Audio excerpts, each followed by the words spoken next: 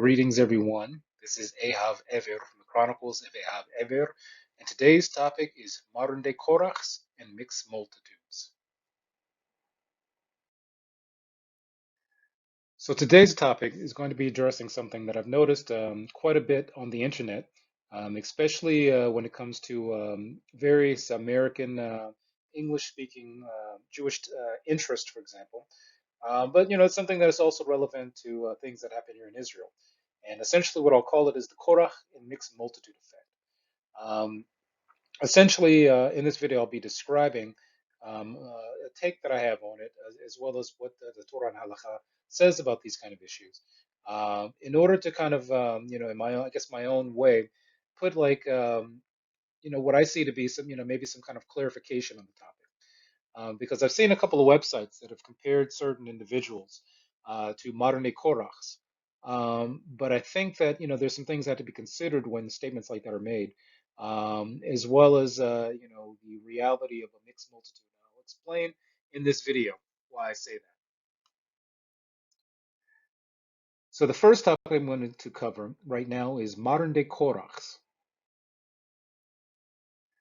So a person could ask, okay, well, what's a Korach to begin with? Someone who doesn't know Torah, someone who doesn't study Torah, may kind of ask this question. I'm going to kind of cover this in a bit of a reverse way. Meaning, I'm going to right now explain in a few details who exactly Korach was.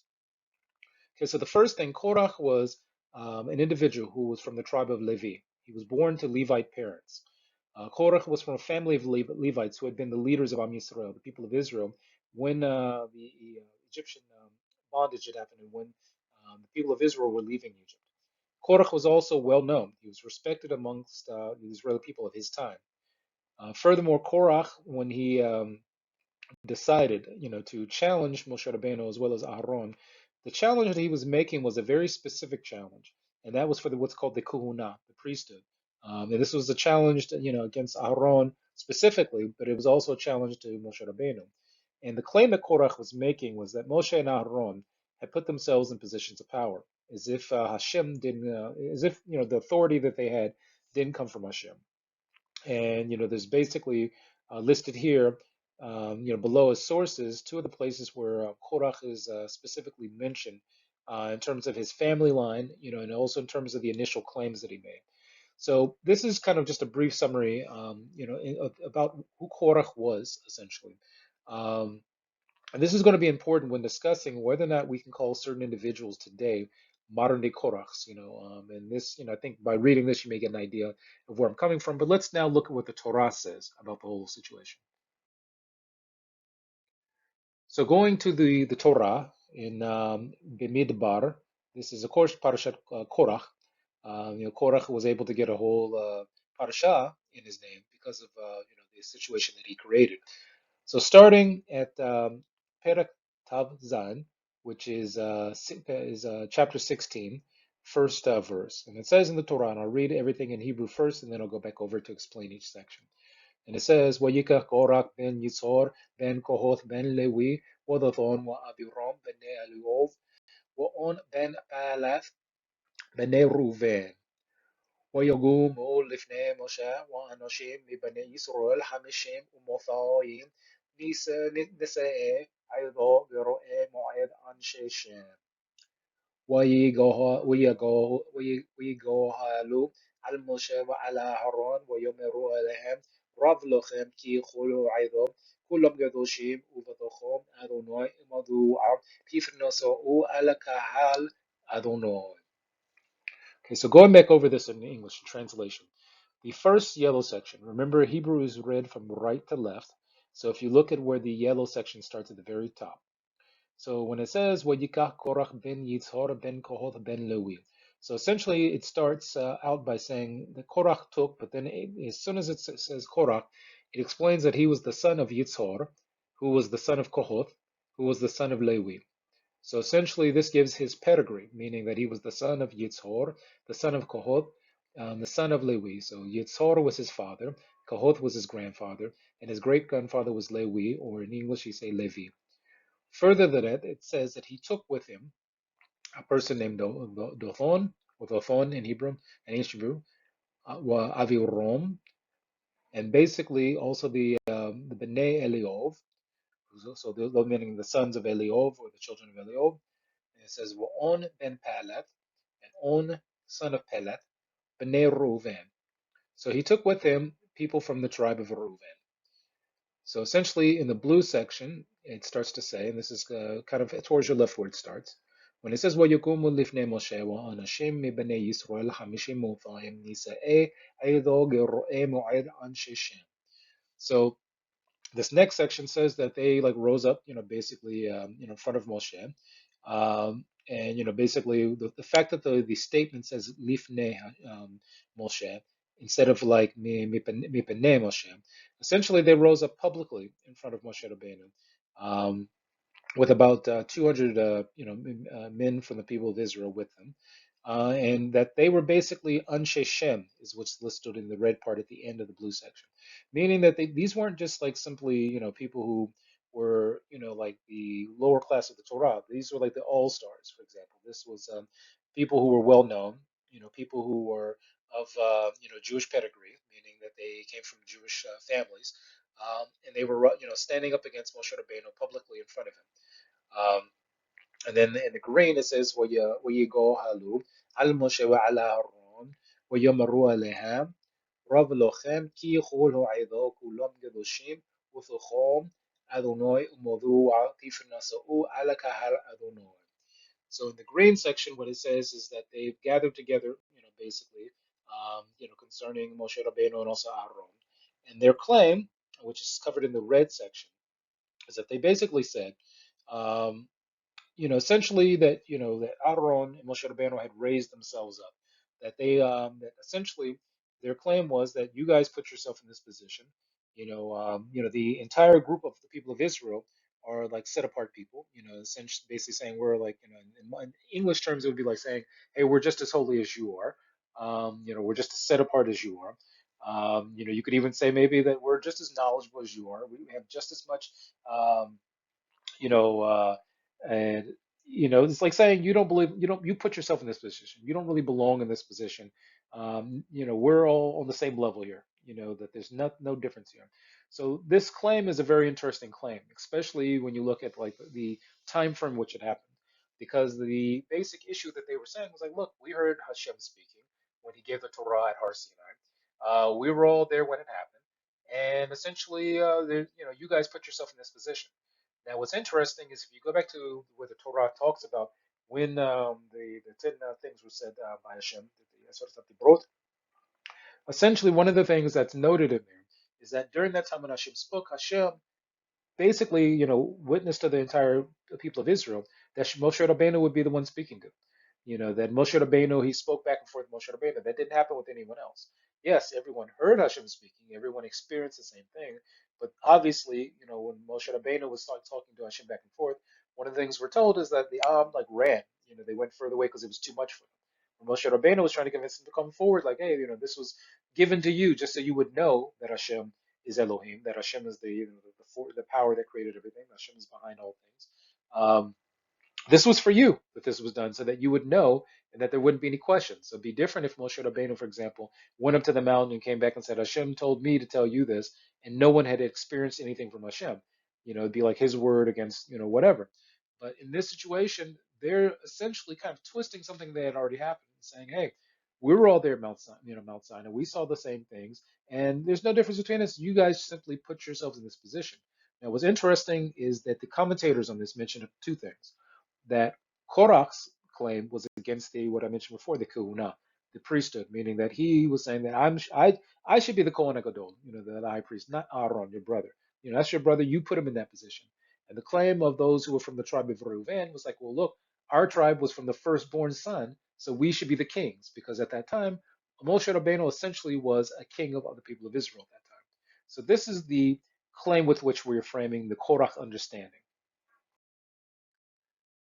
So what this means is that if we were to try to equate Korach to a modern day person, for example, or the Korach rebellion to modern day situations or modern day people, we would first have to recognize that number one, um, Korach was a person with 100% Jewish ancestry. So, If we're talking about someone who's a Korach of the modern day, it'd have to be someone who was 100% Jewish ancestry on both sides, just like Korach. If we want to try to make this claim also, we have to say that this person or people would have to have status within the Jewish community because Korach, all the people who were with him, they called in the Torah Anshe Shem, that they all had status within the people of Israel.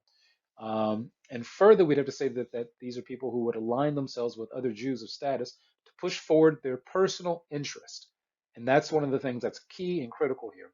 There's nothing wrong with having a misunderstanding. There's nothing wrong with having a disagreement. But the thing was that Korach and the others were pushing their personal interest for their own particular group, to the forefront publicly to make a claim that Moshe Rabbeinu and Aaron had raised themselves up to the positions they were in, and it wasn't from Hashem. Because essentially that's what the claim would have to say. The claim would have to be Hashem didn't put you in this position. You put yourselves in this position. Because you can't have it both ways. It can't be both. It can't be a situation where, okay, fine, Hashem put you in the position, but you put yourself in the position. Well, which one is it? It can't be both. Um, so essentially, they had their own personal interests they were trying to push, not what's right, not what the truth is, not what's wrong. Here I have this personal interest. I should be the Kohen Gadol. These guys should be the king. You know, that's the personal interest. So that's the modern equation.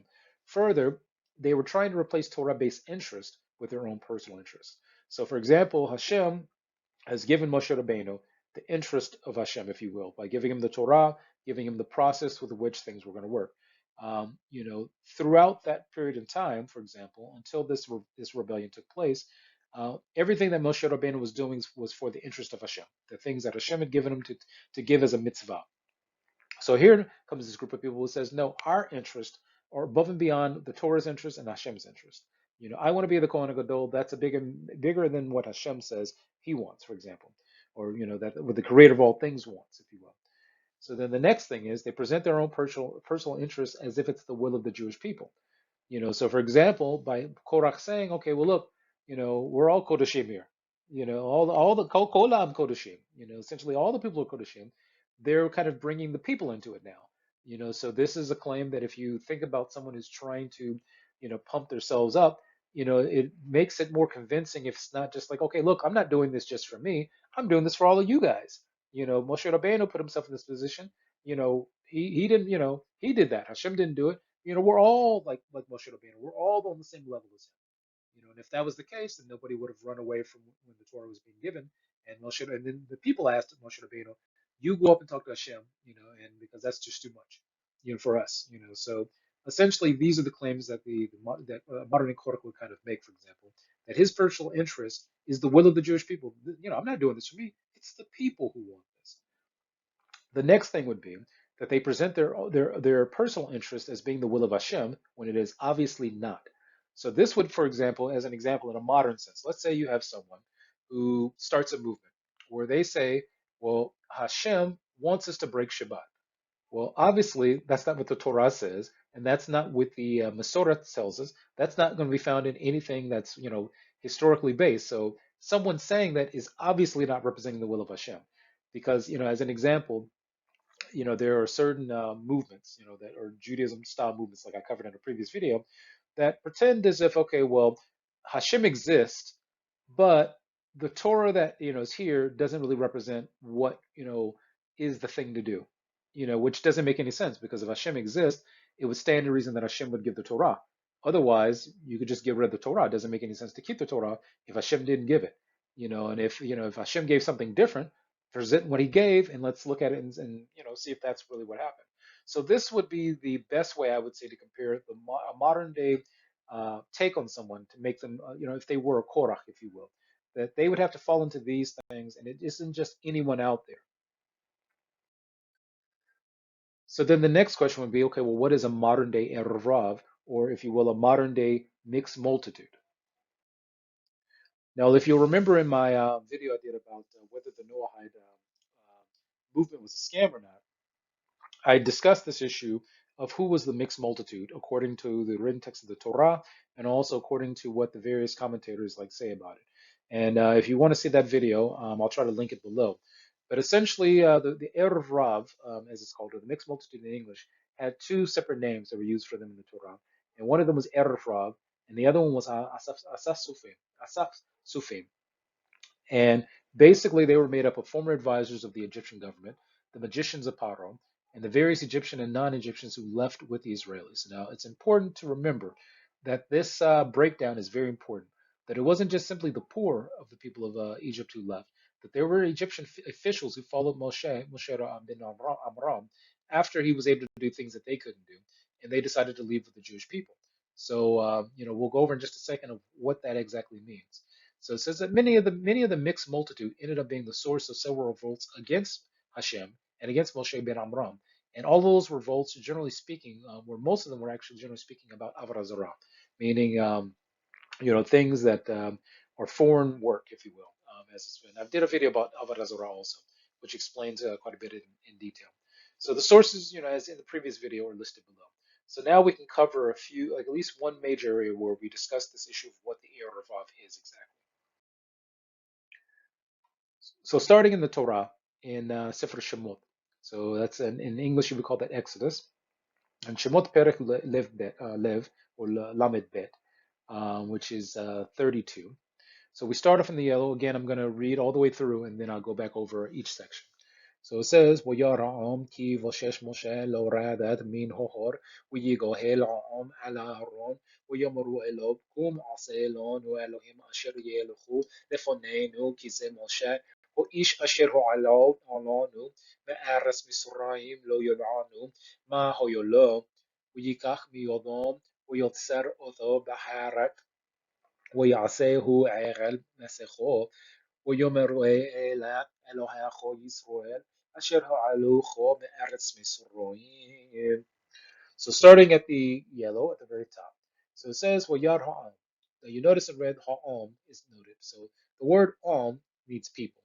So when it says Wayar Ha'am, it's talking about a specific group of people, Ha'am. So basically it says that they and basically noted that Moshe Rabbeinu, in their own estimation, was late. Now, again, the Mepharshim explained that Moshe Rabbeinu, when he went up to the mountain to like get the Torah from Hashem, that essentially he was there, for for a long period of time, and in their estimation, it had been too long for him to be up there. But this is again, the that's being discussed. We'll discuss exactly who this group of people were. So essentially, they go to Aaron and say to Aaron, this is in the blue. Um, basically, come on, get up, basically, and make us an Elohim that can go before us, because we see that this Moshe, this Moshe Aish, this guy Moshe, basically, who brought us out of Mitzrayim. We don't know, what happened to him. We don't know what's going on with him or what happened to him. And then going into the next section, which has no external color to it, it's all like white. It says, "V'yikach miyodam u'yotzer oto v'haret u'yasehu eren masecho." So essentially, they made an egel, which is like a type of, which most people call it the golden calf, but basically they went and collected, um, all of the earrings and like stuff like that, from different people, from according, again, there's a lot of explanations of exactly what happened, which I won't cover now. But in the green it says, "Vayomru Elo Elohecho Yisrael asher ho'aluchom eretz Misraim." So then they say. These are your Elohim, Yisrael, people of Israel, who brought you out of Mitzrayim.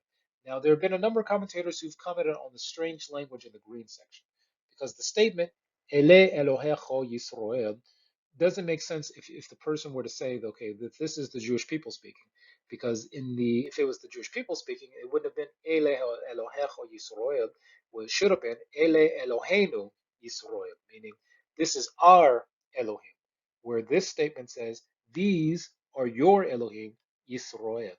So essentially, what is explained is that the who went to Aaron and said that, according to them, Moshe Rabbeinu was like gone and they don't know what happened to him, and that he brought them out of Mitzrayim, and that they need an Elohim to go before them.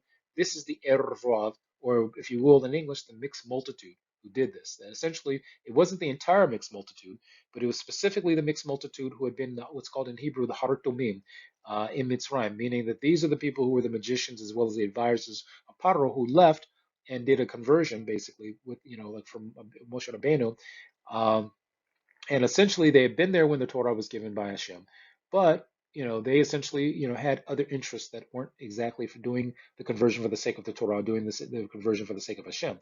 They had other interests at play, and what they basically did was went to Aaron and said, okay, we're going to basically make, a golden calf to go in front of us, go before us, and essentially what they were looking to do was to replace Moshe Rabbeinu. So it's not like they're saying, okay, well, Hashem doesn't exist. What they're simply saying is, okay, this is the thing that's going to lead us now. Now that the guy who was leading us, who they followed and left Mitzrayim, not because of Hashem, but because of Moshe Rabbeinu, because they saw things he could do that they couldn't do. That this is the people who basically said, Ele Elohecha Yisrael. So this is, these are your Elohim Yisrael. Saying like Jewish people, this is your Elohim, from the people who wouldn't know, if you will. So essentially, let's look at some of the commentaries about this particular section. If we look at Rashi, when making a comment on this concerning the Ela Elohecha, he says the following. This is starting in the blue. This is at the bottom. V'lo namar ele Eloheinu. So it's not like they didn't say, Eloheinu meaning our Elohim, our mighty one, our source of creation, or our source of power, our source of all things. In the green, he says, Mikan she'erev rab she'alu mitzrayim. So he explains that the people who said this were the erev rab from Mitzrayim. Hem nikhalu al Aaron. So they gathered themselves, against Aaron, basically on Aaron. והם יעשו הוא ואחר כך היטעו את ישראל אחרון. So these are the people that they made the Egel, and they also basically, caused the Jewish people who were there, the Israeli people, to fall, to make a mistake, to do the wrong thing here, because they were basically leading the show here, if you will. Then it says concerning Shachat Amecha, which is basically the response. What happened later on was that Hashem tells Moshe Rabbeinu about the egel, the golden calf that had been made, and that essentially the people had been corrupted. This is what it says concerning the statement that Hashem makes about the people being corrupted. It says, Shachat Amecha. Then Rashi explains in the yellow, Shachat Ha'am lo nomar ela Amecha. ערב רב שקבלת מעצמך וגרתם וגרתם ולא נמלכת בי.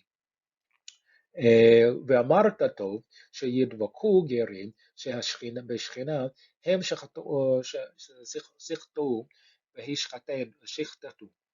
So essentially, what Hashem says, this is what Rashi is explaining, that Hashem is saying to Moshe Rabbeinu, that essentially Moshe Rabbeinu, that the Am that's being talked about here, the Amecha, is that the Erev Rav, the Ha'am, have basically caused the Israeli people to fail, and that essentially this Erev Rav that Moshe Rabbeinu brought with him, not being a mitzvah from Hashem for Moshe Rabbeinu to bring them, and that they converted essentially are not, considering to be under the supervision of the creator of all things, of Hashem.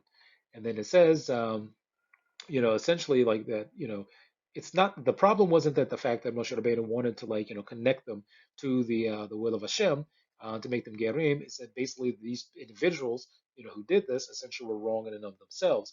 But essentially that Moshe Rabbeinu, was hoping for the best. And in this situation, these people let him down, if you will, and caused the people of Israel to do avodah zarah. But not the majority of people, just some of the people who went with them on this, but also they themselves, led the people, or were trying to lead the people into avodah zarah. So another commentator, Rabbi Ibn Ezra, says the following on it, and then this is in the blue. So he says, "Ata yadata et ha'am ki barahu, ki ani lo asiti raglahem, ki lo bikshu rak asher yelech lefanehem v'lechavod Hashem v'asiti isito. רק בעבור שישראל היו מעורבים על ערב רב, וזהו כי ברב הוא ולא אמר רהו, וחשבו מעטים מישראל שהייתה על זה, והביאו זבחים והשתחוו לו, ואמרו אלה אלוהיך ישראל.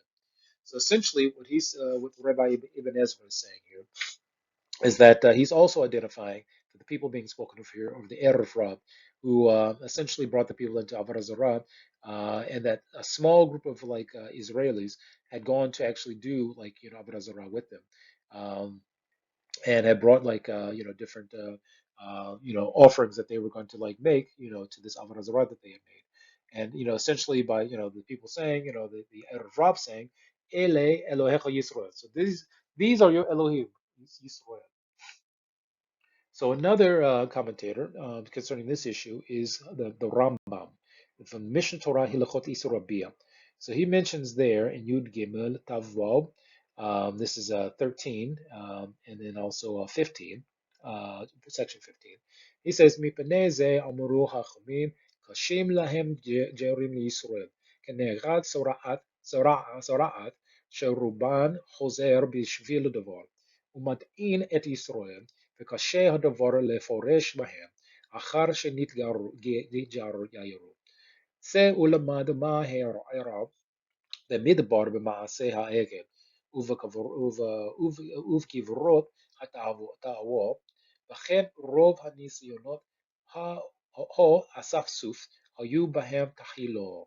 So the Rambam who wrote the Mishnah Torah, is explaining here that the Erev Rav were responsible, the mixed multitude, at least the ones who were, like leading people in Avodah Zarah. This wasn't the whole mixed multitude, but that they were the source of the golden calf.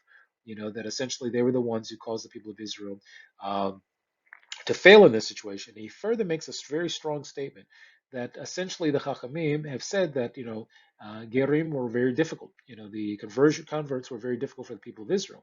Now, of course, they're not talking about all converts, but the challenge that they're basically saying here is that there are a number of people who convert to, like to, for example, to the Torah, even under the best of conditions, who often return back, to like the way that they were doing things previously, for some reason, and that essentially, you know. Basically that once they convert, you have no control over what's going on with those people, and that it's basically a very difficult situation, which makes sense because if you have someone, let's say, who's converting for a reason that they're not willing to express to a bet din, we've covered this issue of conversions.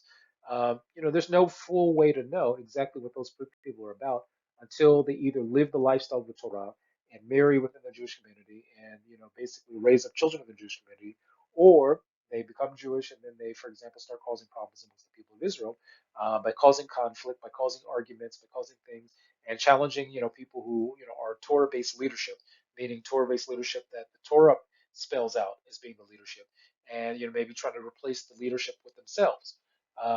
Maybe introducing ideas that were things that they had from their previous way of life, their previous religions.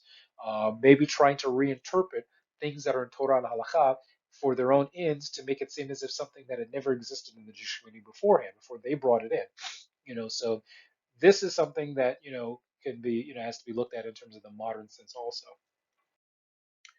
Now, another section of the Torah claims also that the mixed multitude were a source of complaints about like the situation as it was when the people of Israel were in the midbar, the wilderness, having to go around place to place. So in the midbar, Perek Yud Aleph, Pasuk Dalet, it says the following. It says, Ho Suf Asher Bekirbo התאוו לתאוו, ויושבו ויבכו גם בני ישראל, ויאמרו מי יאכילנו בשר, זכרנו את הדבר אשר נאכל במצרים חינם, את הקישואים ואת האבטחים, ואת החוציר ואת הבצלים ואת השומים. So essentially translating this is the using the word the ha'asafsuf. So it says here that asafsufim started complaining, throughout this journey, and they were like, basically saying, okay, they were crying, in the situation, maybe not literal tears, but they were complaining basically about the current situation, and they were also causing the people of Israel to complain because it specifically mentions them, and then it says, "Well, Yoshohu v'yivku gam bnei Yisrael." So when it says that they were coming back and crying, and then basically also the people of Israel. So this Asaf Suf were not people of the Jewish people. These were like the mixed multitude, and more than likely not all the mixed multitude, just a certain number of them. So in the blue, that's in the yellow that we just read. So in the blue, it says that basically they were complaining for meat. Now, the question people bring up is, well, they had meat with them. They had like, all kind of herds and things like that they brought with them. Exactly. But the complaint wasn't from the Jewish people, it was from people who were not really into the Torah to begin with. They were just kind of looking for a status to leave with the Jewish people because at the time, when they saw that, the things happening into Egypt, and the Egyptian empire falling because of like, the various plagues, they look and say, okay, well, it'd be more to our advantage to leave with these people because things are on their side. Now, change the situation and like, okay, well, I don't want that either. So they didn't leave for the sake of Hashem, they left for the sake of having status. And you could tell that who we're talking about here when you look at the green and it says, Zacharnu et adorod asher nochad b'Mitzrayim chinam. So essentially what they complained is they said, look, we had fish, we had, in Mitzrayim, all the food we wanted for free. So this doesn't sound like the Jewish people because the Jewish people were, enslaved, in Israel. So if they were enslaved, they wouldn't be complaining about having something for free. And then also it, goes on in the Great to explain what kind of foods they were eating, which, for that part of the world at that time would probably been pretty lavish foods. So we're generally speaking, we're talking about the mixed multitude who's making this complaint because they haven't fully taken on the Torah. And essentially, this is another situation where if you want to apply this to the modern sense, we have to look at this and say, okay, well, what can we relate in the modern sense to this? So a modern day Erev Rav comparison. You could look at this as being a mix of converts and born Jews. Now, this is again not something to like beat up on someone who converted, because of the fact that every Jewish community has had people who've converted and joined the Jewish communities, and there are people who convert who don't, not a part of this. But there are also some people who are born Jewish in this modern time who there are people who say are part of the Erev Rav also, because it's a mix of people back and forth. A friend of mine once actually found out that a former Israeli leader at one point in the modern day government actually was from a family that had like kind of just lived around Jewish communities in a certain area a number of generations ago, and essentially had kind of like made themselves into that Jewish community. This is like somewhere in Europe or something like that. This happened. Forgot exactly where they said it, but I remember a family member looked it up, and they were like, "Yeah, I found out exactly what he said." It was this one group, from this area that decided they wanted to kind of like make themselves out to be Jews. They moved into an area near the Jewish community, and at some point, it became hard to distinguish between them and the Jewish community. Um, Another aspect of this is that you have some converts that try to turn Am Yisrael away from the Torah, based leadership in the Surah. This is like seen in like people who join various, if you will, branches of Judaism, and then basically who themselves have no experience with the Jewish community, have no gripe against the Torah-based Jewish community, but they do everything in their power to try to tear down, verbally, if you will, amongst their own like base, the leadership in the Masorah of Am Yisrael, something that they, which is kind of strange, was like, if that's what you believe, why did you join the Jewish people? The Torah is the identifier of the Jewish people. To join for some other reason doesn't have a lot of sense to it, but that's what some people do. You also have some converts that possibly really secretly hate Jews. Now again, this I would say that this is a more of a very, very small minority. I would never say that this is like the majority in any sense and form, but I have come across some people that have converted, either through like rabbis who weren't very knowledgeable about their situation, or that they have been people who joined several, different movements that already have it out for the Torah anyway. And I have met some people who converted, and when you listen to them talk, it's like, well, wait a minute, you must not like Jews very much, and if so, why did you become a Jew? Because of the way you're talking, it doesn't sound like you really even like Jews to begin with, no matter who they are. Now again, this is a very small minority that I'm talking about, but it does seem apparent amongst, like I would say, like at the moment, I would say I've come across maybe two people that I would say that I could say, okay, wait a minute, this person seems to really hate Jews, and the way that I would come to bring that full circle, and one of them I even brought this up, is like, well, wait a minute, if you have kids and you're raising them as Jews, what happens when your kids they start living a Jewish lifestyle, marry, like Jewish people?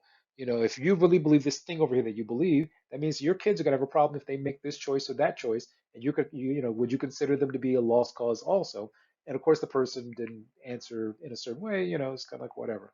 Um, Further to that, there are also born Jews who really hate Torah, hate fellow Jews, and would themselves like to turn Jews away from the Torah. I once heard about this person who was from Israel. She had moved to America and married a guy who wasn't Jewish, and she basically was interviewed in this interview claiming that Jews of this one particular community she came from should leave Israel, come to go to America, and basically marry non-Jewish people from a certain group of people and do something like that. And all the the Jews I knew from New York who were from her community basically just really were angry with this interview that she had done saying these things. But there are some people who are 100% on both sides born Jewish. They hate Jews. You know, another story in this area would be that I think this was in Canada a number of years ago, and it could have been more than 10 years ago. There was a university where there was a protest against Israel that was taking place. And somebody had filmed the protest, and the protesters headed to this one particular part of campus. They found some yeshiva students, basically Jewish students, white shirts, black pants, black kippas, who were studying, and they surrounded them. And these people had to have been like, I would say like maybe close to over 100 people or so. And the yeshiva students were maybe like 5 or 6 like guys. And they essentially were surrounded these yeshiva students and started yelling down with Israel to them. And these yeshiva students had no connection to Israel whatsoever. And you could tell by the video that the guys were like afraid. They didn't know what to do. They didn't have any way to like escape or defend themselves because the people surrounded them and wouldn't let them leave. And you even saw in the video one of them get up to try to leave, and he was kind of pushed back, and like they started yelling at him. And then all of a sudden, out of the crowd, this one guy starts yelling louder than all the people yelling, and he's like, "Down with Israel! Down with Israel!" And by the way, I'm a Jew, and everybody in the crowd cheered. So that right there is a good example of an Erev Rav, someone who was born Jewish, has Jewish parents, but has it out for the Jewish people for their own little personal reasons. They have it out against the Torah, and on some level they hate Jews, even though they're Jewish themselves. And then lastly, there are those who've joined Israel, joined the Jewish people, and want to convince Jews to turn to Avodah Zarah or replace Torah Moshe with their own made-up concepts. So again, these people do exist. They're not just people who are converted; they are also people who are born Jewish, and this is like 100% an Erev Rav. And why, for example, someone may ask, well, what about the people who are born Jewish who you're mentioning? Why wouldn't they be modern day Korachs? Well, in this scenario, because of the fact that they're not well known, they're not leaders, and they are simply people who, that if you saw them on the street, you possibly wouldn't even know that they were Jewish to begin with, unless they told you. A good example of this I can bring up is I used to be on, and I mentioned this several times, I used to be on a forum where it's called, I think, religious forums, and there were different discussions that would take place. And the main reason I joined it, I had my own motives behind joining it, was to try to convince people who were Jewish, who were actually Jewish, like identifiably Jewish, on the site to stop arguing with Christians about, defending, the Jewish position that, we don't follow Christianity or Jesus. But I was trying to convince Jews to not even get involved in that argument, that its argument leads nowhere, and that the people who were arguing from the Christian side had ulterior motives. Now, one of the things that happened at one point, and I don't know if it's just the way that I was able to word some of my statements, is that it seemed like maybe every other conversation on this forum, there would be some Christian who would come out and say, well, he was Jewish or she was Jewish somehow. One person comes out and says well, that their grandparents like lived in a shtetl like in Europe. Went to America. They didn't really know Hebrew. They didn't really know the Torah. Their parents became Reformed, and then from there they became a Jehovah's Witness. So the person didn't initially tell me all this information, but they just simply mentioned at one point that they were Jewish. And as I kind of questioned certain things that they were saying, they brought all this other information out. Now, one of the things that happened was there was a person on the site who was a reformed person who got mad at me mentioning this person being reformed. And I also mentioned that the majority of Jews who become Christians are usually from a reformed background. That's literally, statistically speaking, that's the truth. But someone got offended by that. But this person, kind of who was a Jehovah's Witness, led on, the fact that they were Jewish, and made it seem as if initially all Jews were like her, and the way that she grew up, that her parents didn't know Torah, they didn't know Hebrew, and essentially you see that the disconnect of her grandparents with the Hebrew language and with the Torah caused the disconnect with her parents and caused her further to be disconnected when she became a Jehovah's Witness. Now there was another person who gets on this, who was on this forum, who was a Catholic and essentially eventually came out and said they were Jewish. Now I was like, okay, well, wait a minute. Like the next thing I know, every Christian on this site's going to claim they're Jewish somehow. So this person, for example, claimed to be Jewish in this way. They said eventually, and again, I had to kind of question things in a certain way to get them to answer it because they were offended by things I wrote, and the things I were writing were just simply saying, hey, look, there's the Torah over here, there's Christianity over there somewhere, and they're not the same. We can just all enjoy our lives separately. And there's no reason for you guys to try to convince Jews to become Christians, but they didn't like that. They seem to also not like the fact that Jews weren't trying to convince them. But this one person, for example, comes out and says that he's Jewish. So when I kind of teased out of them, like, well, how are you Jewish? they eventually came out and said that they did a reform conversion, which initially they kind of came out and tried to pretend as if it was like Orthodox somehow, and then eventually it was like, okay, they were saying it was like reform, but then they said, okay, they converted reform. They were involved in this and that. And I even tried to get, I was like, well, who was your rabbi? What does he think about your conversion? The person was like, well, the rabbi of this person tried to convince him to do both Christianity and Judaism. And I was like, wait a minute, are you saying an Orthodox rabbi tried to convince you to be both Christian and Jewish? They were like, I never said it was a Orthodox rabbi. And I was like, oh, okay, well, that means it's a Reform rabbi, basically. And essentially the person said what happened was they fell in love with this woman.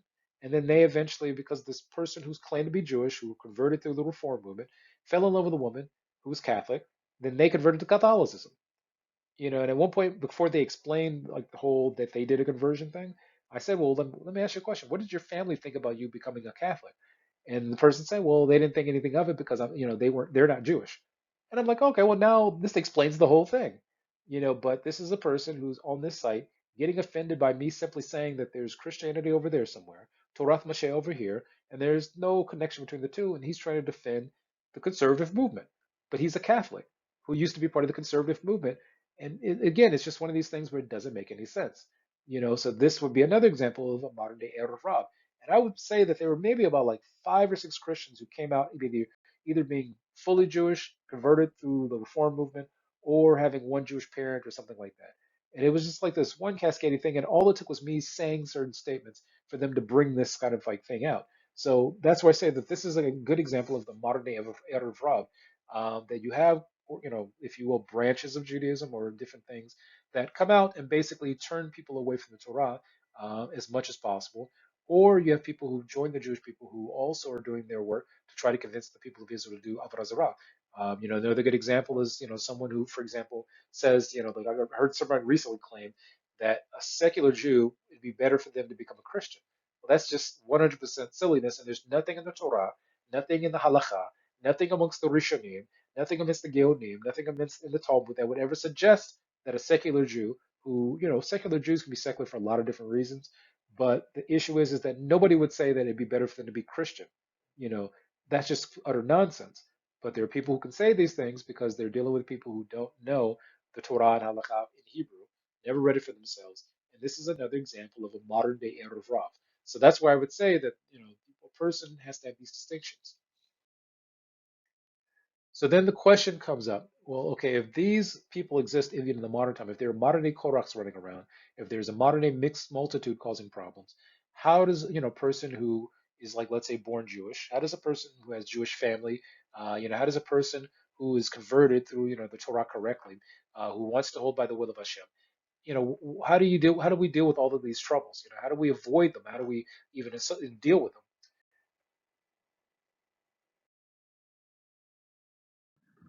So essentially, to define exactly what should be done and how does a person protect themselves from those situations, uh, essentially goes back to something that I mentioned in previous videos. That what you'd be looking at is having to know is what if the source of what somebody's doing, or the source of something that a person's learning from, or a person they're learning from. It has to always be ancient, authentic, and authoritative. That is the standard that is set by the Torah, the Tanakh, all of the Halakha. That if a person takes a thing back through this process of being ancient, authentic, and authoritative, this is the way to prove out things. Essentially, I've posted in other videos exactly how that works, so a person can reference those other videos. But the standard also goes back to something that's mentioned by the prophet Yeshayahu, known as Isaiah, in his writings, Yeshayahu 8:20. And essentially what he says is the following: "Lethoro ולפעודו, אם לא יאמרו כדבר הזה, אשר אין לו שוחר." Translated, this means to the Torah, to the Tu'udah, אם לא יאמרו כדבר הזה, if the matter doesn't speak like this, אין לו, אשר אין לו שוחר. So there is no dawn in it. So important to note that the Torah is mentioned and also the Teudah. A Teudah is like almost like a witness, something that attests like to, for example, what is the correct path of the Torah, what is the correct way of understanding the Torah, and we understand that also to be the Torah Shabbat Peh, the Halakha, the Masoret that's been passed down from the time of Moshe Rabbeinu until the current era through, Jewish communities that are ancient, authentic, and authoritative. But then also it says, of course, that if a matter doesn't speak like those two things, then there is no like shohar. And shohar in Hebrew basically means that it's like dawn, the transition from darkness to light that happens in the morning. So essentially, if something doesn't match the Torah and the Teudah that has been passed amongst the Jewish people from the time of Moshe Rabbeinu, from the time of giving the Torah till now, then it doesn't transition from night to light, from day, from nighttime, from darkness, if you will, to light. So that's something that a person should stay away from. So this is the standard that a person can use to test out whether they're dealing with someone who's a Korach, a modern day Korach, or whether they're dealing with people who are Erev Rav of the modern time. So this is Ehav Ever from the Chronicles of Ehav Ever. I hope this video helps. Take care.